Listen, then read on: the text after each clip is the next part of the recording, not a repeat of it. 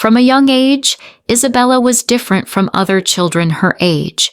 While others played with dolls or watched cartoons, she was captivated by her cousin's old desktop computer, a bulky machine with a flickering screen and a humming fan. She would spend hours quietly observing how he moved the mouse and typed away, fascinated by the magic unfolding on the screen. That's when her love for computers began to sprout. In her conservative family, living in a quiet suburb near Portland, this passion was never taken seriously. Her father, Marcus, a strict high school teacher, and her mother, Ruth, who believed girls should pursue safe careers, constantly dismissed her interests. "Computers aren't a real future, honey. Why not study accounting or teaching like your cousin?" But Isabella saw things differently. Computers weren't just machines. To her, they were keys to a world of freedom, knowledge, and self-worth, one she could access on her own terms. When college began, Isabella boldly chose multimedia design as her major, much to her parents' dismay. Since she received no financial help from them, she had to support herself. In the mornings, she worked at the school library, earning minimum wage. At night, she freelanced, editing photos, designing banners, making slides for classmates, all on a $200 second-hand laptop that struggled to even boot up. She never complained. Every birthday, holiday, and windfall was saved, not spent. Her dream was clear: build her own high-performance PC from scratch, one she could call her own, one that could handle the creative world she wanted to dive into. After 3 years of scraping and saving, Isabella finally had enough. She hunted for deals, researched every component, and assembled the PC herself. The total cost? $2,800, all earned from her own hard work. When the PC powered on for the first time, she didn't scream or share it online. She simply sat there, smiling softly as the cooling fan whirred. That machine wasn't just a computer, it was proof that her sweat, discipline, and belief in herself had built something no one could take away. From that day, Isabella's life began to shift. The PC made her work faster, smoother, and more efficient. Clients began to return, income grew, and for the first time, she felt professional. That machine wasn't just a work tool. It was a silent witness to her growth in a family that constantly belittled her dreams. Her younger sister Valerie, the family's favorite, had everything she never did. New clothes every season, a personal allowance, even private tutors. Every time Isabella asked for something, the answer was, "Valerie needs it more. You're the older sister, you should give in." Isabella had long given up on expecting fairness. She didn't resent Valerie. She resented the system that rewarded passivity and punished independence. The PC opened doors beyond freelance work.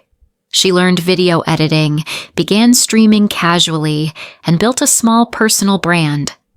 Though she started from scratch, she believed progress wasn't about where you begin, it's about where you aim. Every night, after client projects were done, she studied online, joined communities, and even launched a small channel to teach design basics. Every thank you from a stranger felt more genuine than any half-hearted compliment from her parents. To her parents, the PC was just a fancy toy.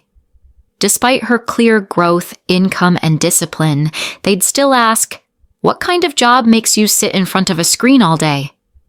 "No one will want to marry a girl like that." She simply smiled. To them, passion was childish, but to her, it was survival, her anchor in a home that only valued obedience and silent sacrifice. One night, after completing a $500 project, Isabella sat in front of her PC with soft instrumental music playing. She looked at her screen and felt an unusual sense of contentment. Though still under the roof of indifference, she knew each completed project was a brick laid on the path to freedom. She no longer craved their validation, because she now understood. Your worth isn't measured by how many people applaud you, but by how bravely you live your truth. If Isabella were a symbol in her own household, she'd be the silent shadow behind the spotlight, always dimmed so Valerie could shine. She never needed praise or to be the center of attention. All she ever wanted was recognition for her effort. But in her family, where love was code for unconditional support for one person, that validation never existed. Valerie, 3 years younger, was the textbook golden child, cherished, pampered, and placed on a pedestal. Every whim of hers was met with enthusiasm. Fashion school in New York? Approved. A vlog setup worth thousands? Paid in full. Meanwhile, Isabella's every ambition was delayed with the same tired excuse. Wait until Valerie is settled first. You're the older sister. Be patient. Isabella remembered her 20th birthday clearly. She hadn't asked for much, just a small dinner at her favorite pizza place from high school. But that plan was canceled last minute when Valerie accidentally scheduled a spa day at the same time. Instead of rearranging, their parents canceled dinner saying it wouldn't be meaningful without Valerie. Isabella didn't cry. She quietly bought herself a cupcake, lit a candle alone, and smiled at her screen. It wasn't her first canceled plan. It wouldn't be the last. Words like, "You're older," "You should give in," "Be understanding," had become the lullabies of her youth. While Isabella was scrimping every dollar to build her dream PC, a tool essential for her survival, Valerie breezed through life on luxuries. She replaced phones for camera quality, changed handbags to match outfits. And her parents didn't just tolerate it, they celebrated it. When Isabella once asked to enroll in an advanced design course, her mother shook her head. Maybe next year. Valerie's tuition for fashion school takes priority. A year later, it was. Valerie's internship in LA costs a lot. Can you wait again? And so, Isabella's dreams were postponed indefinitely. The final straw came when Isabella returned home one evening to find her desk empty. Her $2,800 PC was gone. So was the monitor, the keyboard, even the gaming chair she'd saved for months to buy. She thought she was robbed, until she saw her parents calmly sipping tea. "We sold it," her mother said flatly. "Valerie needed money for her graduation showcase. You still have your laptop, don't you?" No one had asked her. No one cared that the PC was her livelihood. To them, it was just a computer. That night, something in Isabella broke. Isabella didn't scream. Instead, she gathered every invoice, receipt, and proof of freelance income linked to that PC. She printed out every document and prepared her case. The next morning, she placed the stack on the table and calmly said, "I want the $1,200 you earned from selling my PC. If not, I'll file a legal claim for personal property theft." They were stunned, but no one apologized. Her mother trembled. "You'd sue your own parents?" "This isn't about suing. It's about justice." Eventually, they returned the money, but the damage was done. Valerie called her a homewrecker. Her father warned, "Don't expect anything from this family anymore." She didn't. She never had. Because in that house, Isabella had always been a stranger. To this day, Isabella still shudders when she remembers that moment. It wasn't an accident. It wasn't a misunderstanding. It was a deliberate betrayal, committed by the very people she called family. That afternoon, Isabella had just wrapped up a client design project. She planned to relax with some gaming, a well-deserved treat after a week of intense work. But when she opened her bedroom door, she froze. Her desk was empty. Everything was gone. Her monitor, PC tower, mechanical keyboard, professional mouse, and even the gaming chair she had spent half a year saving for vanished without a trace. No note, no warning, just a silence that screamed. She stumbled backward, her pulse racing. Her first thought, burglary. But no. The windows were locked, the door untouched, and everything else in the house remained exactly where it was. Panicked, she rushed downstairs. In the kitchen, her mother was pouring tea. Her father sat calmly flipping through a magazine. She asked, "Where's my computer?" "We sold it," her mother said casually. "Valerie needed money urgently for her exhibition. You still have your laptop, right?" Isabella thought she misheard, but she hadn't. Her parents had taken everything without her consent and sold it. No guilt, no apology, just another day in a house where her efforts meant nothing. She stood still, paralyzed. There were no words. Isabella didn't cry. She couldn't. The pain was too sharp, too deep. Her throat clenched, her chest tight, and yet there were no tears. Only a hollow space inside her that used to be pride. That PC wasn't just a computer. It was 3 years of relentless saving. Hundreds of sleepless nights. Every bargain-hunted part, every cleaned fan. It was a symbol of her independence. The one thing she built with her own hands in a house that constantly ignored her. And now, it was gone. Not stolen by a stranger, but taken by her own parents. She still remembers what her mother said when Isabella tried to calmly explain what the PC meant.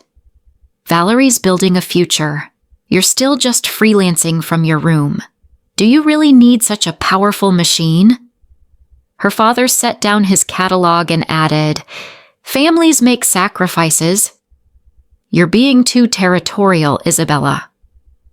But the worst part came when Valerie walked in, holding a new dress and grinning ear to ear. "Oh, you're back! Thanks, by the way. Mom said your computer sold for more than we expected.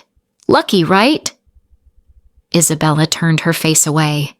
She couldn't bear the sound of that voice pretending gratitude while standing on the ruins of her hard work. That night, Isabella didn't sleep. Not because of the missing PC. It was never just about the machine. What truly haunted her was the betrayal. A betrayal so casual, so cold, it came wrapped in polite smiles and familiar voices. "You're talented. You'll build another one soon. It's just a computer? Don't be so dramatic. Family means sacrifice." But sacrifice from whom? In this family, Isabella never had a choice. She was always the one giving up, stepping back, staying silent. But not this time. This time, silence would mean surrendering her worth. That same night, she powered up her old, barely functioning laptop. It took almost a minute to load. The screen flickered, keys stuck, but she didn't care. She started digging up receipts, photos, and email confirmations for every part she had purchased. Proof of freelance contracts, payment records, all of it. By 2:47 a.m., her desk was covered with documents arranged with surgical precision. She wasn't just reclaiming a machine. She was reclaiming her right to be respected. And for the first time in years, she didn't feel small anymore. The next morning, while her family sat around the breakfast table, Mom curling her hair, Dad flipping a newspaper, Valerie scrolling on her phone, Isabella walked in. In her hands, a carefully assembled file folder. She placed it on the table firmly. "I want to talk." Those 5 words silenced the room. Her father frowned. "Still about that computer?" Her mother offered a patronizing smile. "Don't be so cold, Isabella. We're family. Don't act like a stranger." Isabella spoke clearly. "These are receipts for all the components. These are contracts from freelance projects. And this, she tapped the final page, is proof of the sale you made without my consent. $1,200. I want it back. Every dollar. Her father's hand slammed the table. You're threatening your own parents? Number. But if being reasonable doesn't work, legal action will. Valerie chuckled. You're making such a big deal. It's just a computer. Isabella turned to her. You've lived your whole life off other people's effort, so you wouldn't understand. That machine represented 3 years of work, of self-respect. Something I had to earn, something you never had to fight for. For the first time, her parents had no retort, no excuse. A week later, they handed her an envelope. Inside, exactly $1,200. No apology, just stiff expressions and cold stares. Isabella took the envelope silently. No thank you. No gloating. She had already received what she needed. Freedom. And the validation that she could no longer be stepped on. Isabella sat motionless in the room that once held her entire world. Now, it was just a hollow space with an old laptop, a few sketches on the wall, and the silence that felt colder than winter. Her reclaimed computer stood on the desk, intact, functional, but strangely distant. She realized, you can recover possessions, but not respect. Once that's lost, it doesn't come back. Every day after the confrontation was a silent war. No yelling, no outright rejection. Just cold glances from her father, sighs that pierced like needles from her mother. Snide remarks from Valerie whispered between hallway footsteps. You begged for your own money? How embarrassing. If you're so proud, why don't you move out? And the question began to take shape in Isabella's heart. Why am I still here? She had no savings cushion, no extended family to lean on, and her friends were more acquaintances than allies. But she had one thing that carried her through: belief in herself. Isabella didn't tell anyone, not her parents, not her sister. She knew they'd stop her, or worse, laugh in her face, so she began quietly packing each night. Box by box, label by label, monitor, drawing tablet, client archives. She wasn't moving items. She was gathering the parts of her identity. Emily, her one true friend, agreed to store some of her things temporarily. Are you sure? Emily asked. Every extra hour in that house makes me feel like a ghost. Emily didn't argue. She just embraced her. And in that moment, Isabella finally felt she wasn't alone. After days of scrolling through rental listings, Isabella chose a modest studio apartment, 30 square meters. Wooden floors, white walls, no balcony, but it was clean and filled with afternoon sun. It wasn't glamorous, but no one could take it from her. No one could say, "This is our house, not yours." No one could erase her worth. The landlady, Doris, a kind widow in her 60s, asked gently, "You sure you're okay living all alone?" Isabella smiled. "I don't need a big place. I just need room to breathe." On the day she left, Isabella said nothing. She simply placed a note on the dining table. "Thank you for teaching me the value of freedom. I won't trouble this family anymore." No one asked where she was going. No one offered help. Her mother scrolled through her phone. Her father read the paper. Valerie smiled at a live stream camera, showing off her new dress. Everyone was used to Isabella's silence. But this time, it wasn't surrender. It was her final stand. She didn't look back as she closed the gate. She couldn't afford to, because this time, her determination had to be stronger than her emotions.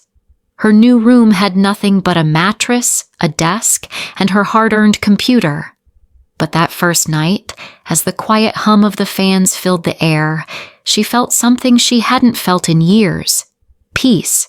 No accusations, no sacrifices, no passive-aggressive guilt trips, just her and her life. She reached out to old clients, reopened her freelance profiles, relaunched her stream channel.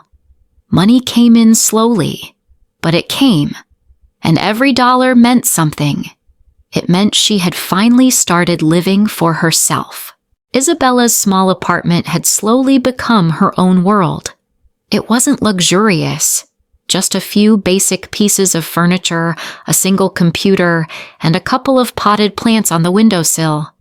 But to her, it was more precious than anything she had ever owned at her old home.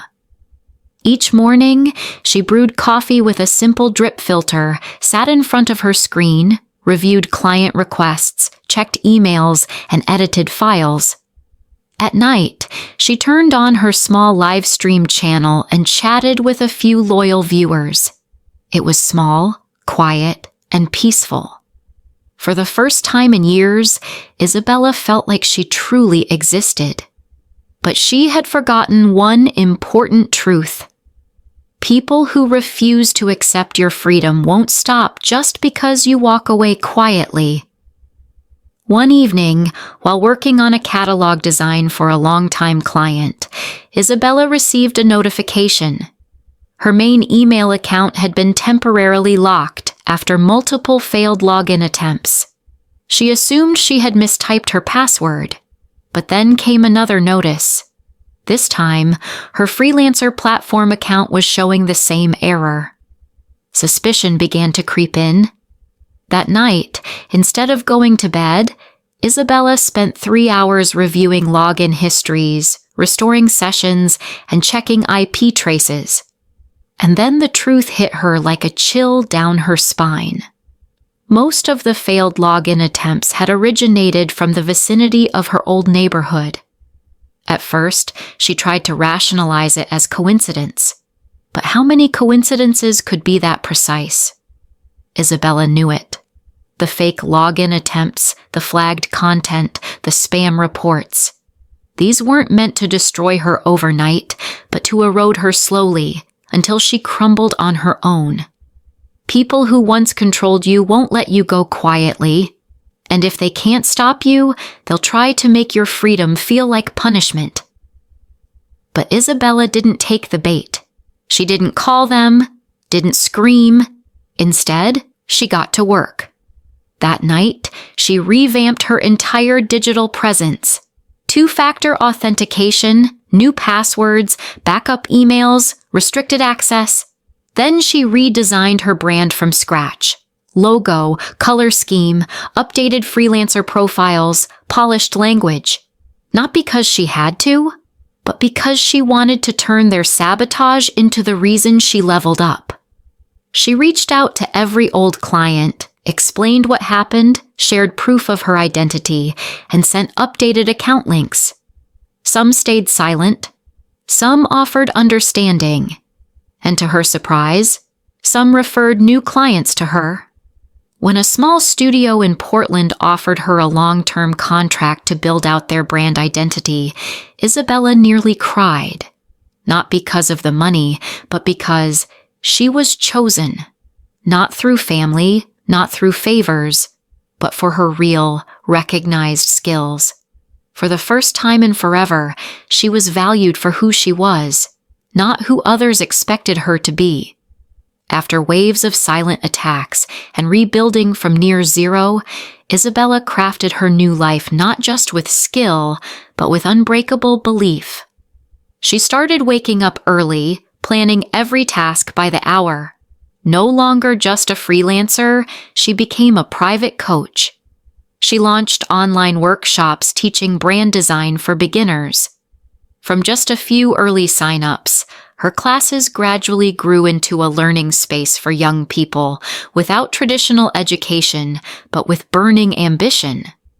During a live stream one evening, someone messaged her, "Thank you. You made me believe that underdogs still have choices." She read it, sat quietly, then smiled. No one is born strong. We only become strong when there's no other choice but to rise. Her family still hadn't called. Valerie still flaunted luxury on social media. Her parents occasionally sent vague, prideful texts, never apologizing, never acknowledging fault, just lines like, "If only you weren't so stubborn." But those words no longer hurt, because now Isabella no longer lived to be understood. She lived to stay true to herself. In that small rented apartment, with the computer she fought to reclaim, with dozens of pending projects, and a quietly growing community built on shared resilience, Isabella knew she didn't break, and she never truly belonged to them. She belonged to herself. When Isabella left her family's house, she thought she had escaped their control. But soon she realized, cutting physical ties doesn't mean you're free from emotional chains. Every time her phone buzzed with Mom calling, her chest tightened. Not from longing, but from dread. Dread of guilt-tripping, manipulation, or soft-toned control disguised as care. "Are you happy living alone now? I know you're upset, but you have to learn to forgive. Family never leaves you, but you have to admit your faults too." Each sentence sounded gentle, but the real message was clear. Come back. Be obedient again. Isabella understood. As long as those voices had access to her, the door to pain remained open. She sat down and wrote, "Please don't contact me if it's to control, blame, or guilt me. I'm no longer the child afraid of upsetting others. I need to live aligned with my values." She sent the message to the family group chat.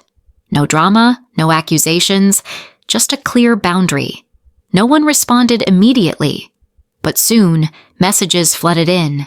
Anger from her father, guilt from her mother, and Valerie's classic jab, "You'll be back.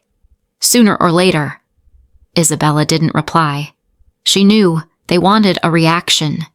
She chose silence, not as submission, but as strength. After blocking their numbers, Isabella expected peace, but silence doesn't always bring relief. She lay awake many nights, haunted by echoes. Don't let success make you arrogant. We're still family. Blood matters. You'll come crawling back when the world rejects you. She didn't believe them, but a deeper part of her had been raised on these words. Letting them go meant uprooting the emotional foundations she'd been given. It was easier to block a number than to delete a belief. One day at the grocery store, she ran into Mrs. Peterson, her mom's old coworker. "Isabella, I heard you moved out. Your mom talks about you a lot, says you've gotten so difficult." Isabella smiled politely, but inside, something cracked. So this was how they rewrote the story. She wasn't the survivor of neglect. She was the ungrateful rebel. On the way home, Isabella asked herself, "Do I care if they understand me?" And then she realized she didn't need their understanding anymore. What she needed was to stop explaining herself just to feel worthy. That night, she overhauled her online presence, removed family ties, adjusted privacy, restricted comments, not out of fear, but because they no longer had the right to access her world. She updated her bio, living for inner peace, not outer validation. That simple sentence was a new boundary, spoken through presence, not defense. A week after the supermarket run-in, Isabella received a text from an unknown number. "They're still your parents. Why are you being so extreme?" She didn't have to check who it was. The tone said it all. Gaslight disguised as reason. She felt no anger, just emptiness. For the first and last time, she replied, "I'm not cutting ties out of hate, but to protect what's left of me. If a family only functions through one person's silence and sacrifice, I no longer wish to be that person." Then she deleted the number. Quietly. No tears, no ceremony. From that day, Isabella stopped explaining herself. She worked not to prove anything, but because she loved her craft. She spoke to others as an equal, not from a need for approval. She said no when tired, turned off her phone on weekends, bought herself a good meal when she finished a project, not waiting for praise. It was just a regular morning before recording her first self-produced podcast. She looked into the mirror, bun-tied, bright eyes, calm. No fear. And she whispered, "I'm no longer anyone's shadow. Not the child who stayed silent to survive. Not the fixer of other people's happiness. She was herself, completely, without permission, without apology." Isabella used to think peace was silence. No judgment, no controlling voices, no sarcastic midnight calls, no tension, no conflict. But after cutting ties with her toxic family and setting boundaries, she learned, true peace isn't the absence of pain, it's the presence of self. At first, she thought she was fine. She worked consistently, ate regularly, and stayed polite. But fatigue crept in. Her eyes felt heavy. Her shoulders ached. Some mornings, her heart raced for no clear reason. She went to the doctor. All tests were normal. The doctor asked, "Any emotional stress recently?" Isabella chuckled. "I just walked away from something people like to call family." Instead of denying it, Isabella began sitting with herself. She didn't fight the sadness. She let it exist. She started journaling, something she once deemed childish. But each word written felt like a gentle sigh of relief. Today, I remembered all the times I buried my feelings just to keep others comfortable. I lived for years like love was a reward, not a right. Each entry didn't make her feel lighter, but it made her feel real. And that truthfulness, that was the first step toward peace.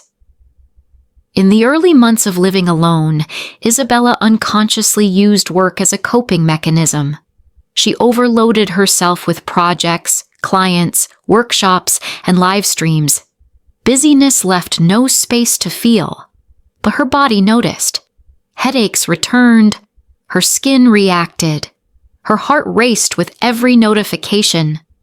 One day, in the middle of a class, she suddenly choked up, not from exhaustion, but from the realization, I've left the house, but I'm still performing the role of good enough to be loved.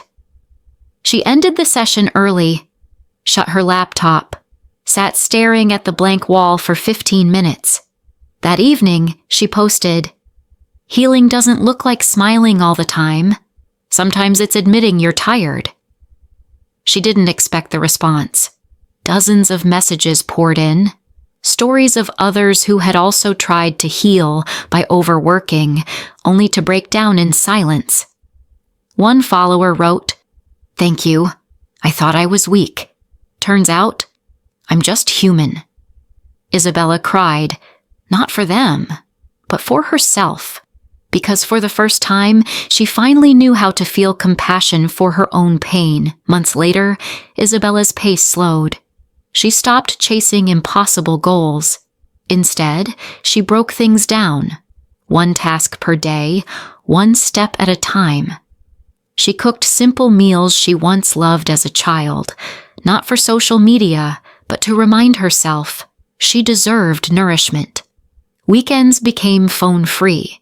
She walked, listened to classical music, reread old books that once made her fall in love with the world. Every time she looked up from a page, she didn't feel excited or triumphant. She felt calm, a quiet, complete calm. During a client meeting, when asked to redo a project for no valid reason, Isabella replied, "I understand your request, but the design meets professional standards. If you'd prefer something different, we can end the contract here."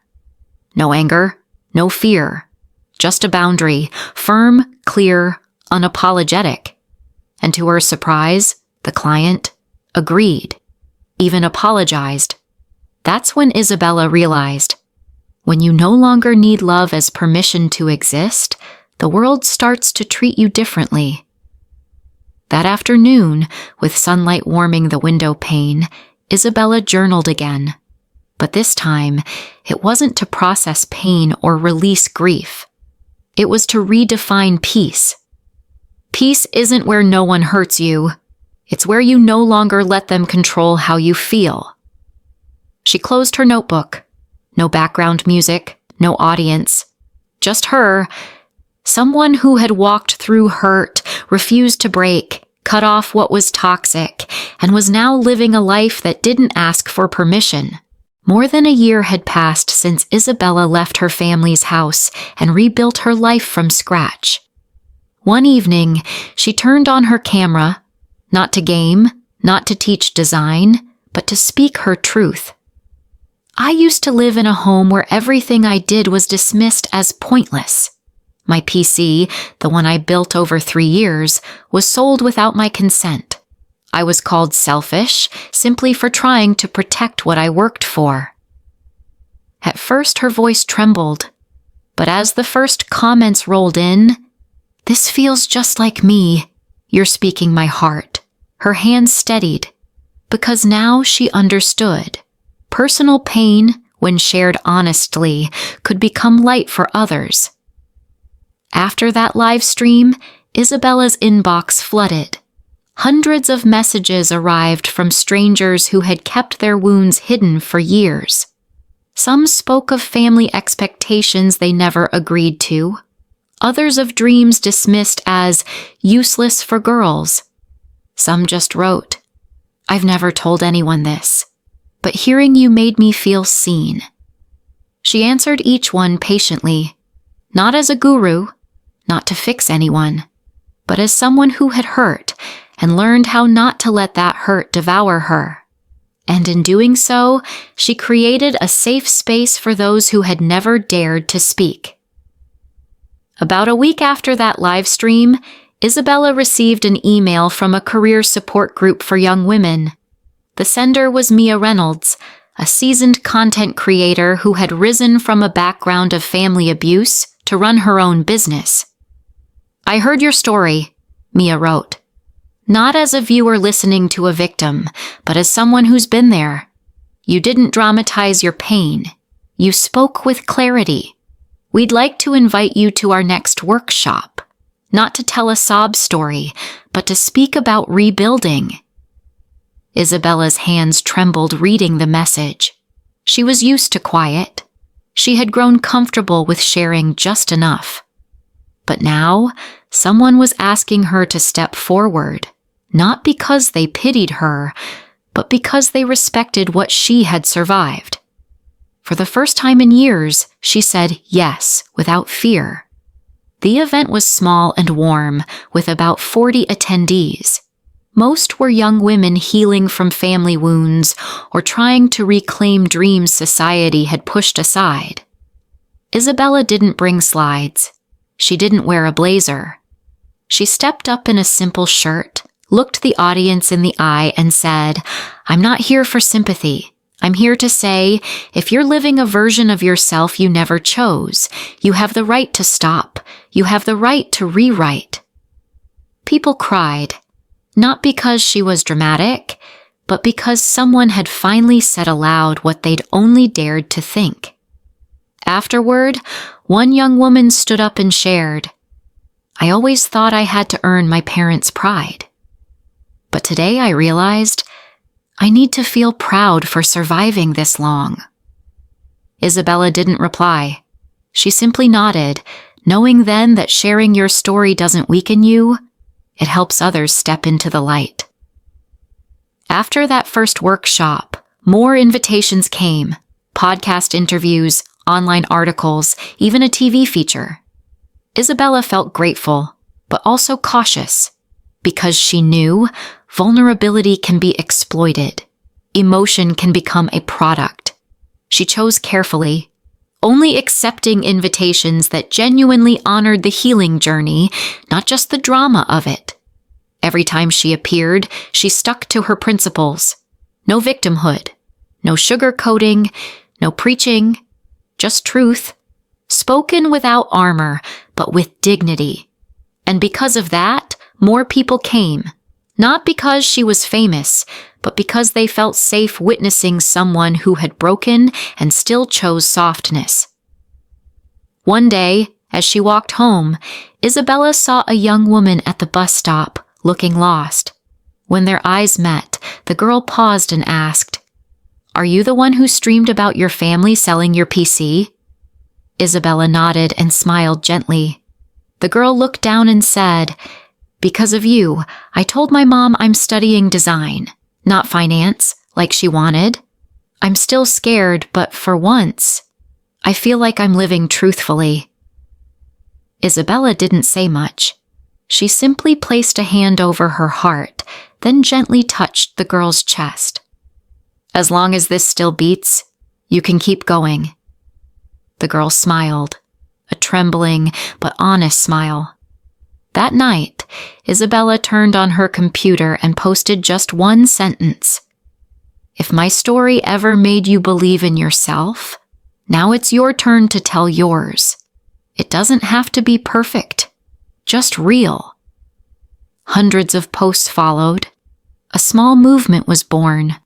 No one was more important than the other. After walking away, healing, and sharing her truth, Isabella once believed that peace could only come by erasing everything.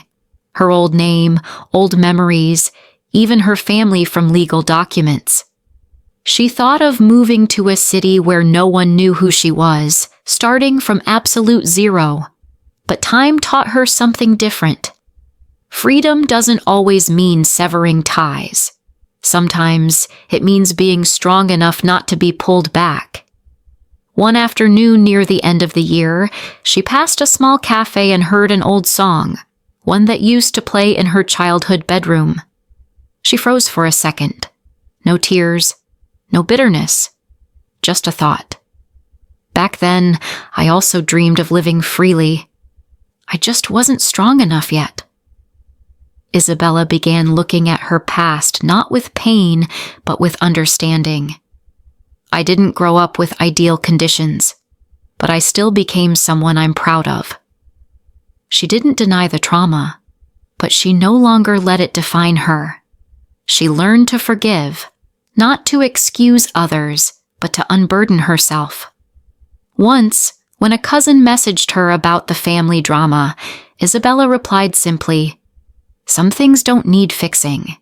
They just need closure, and you're allowed to rewrite your story." Not everyone understood, but Isabella no longer needed to be understood. She chose to live without seeking anyone's permission. For years, every step Isabella took had a silent weight behind it. I must prove myself. Prove she was capable, unbreakable, worthy. But slowly she realized, being yourself isn't about reaching success. It's about letting go of the need to be validated. One Sunday morning, while reading in a corner cafe, an old university friend approached her. "You've changed," her friend said. "You used to be so fiery, so ready to fight." Isabella smiled and replied, "That's because I don't need to fight anymore." Not because she had won, but because she no longer lived in an invisible competition. Once her mental and financial stability returned, Isabella reduced her workload. She no longer accepted every project out of fear of missing out. She chose carefully only what truly aligned with her. She spent more time writing, not reports, but a book. She began documenting her journey, not as a tear-filled memoir, but as a soft letter for those lost between expectations and identity. And surprisingly, her writing, honest, simple, without polish, resonated with people who thought they were too invisible to be seen. One afternoon, while walking in the park, Isabella saw a little boy learning to ride a bike. He fell again and again, but stood up each time, brushed off his knees and kept going.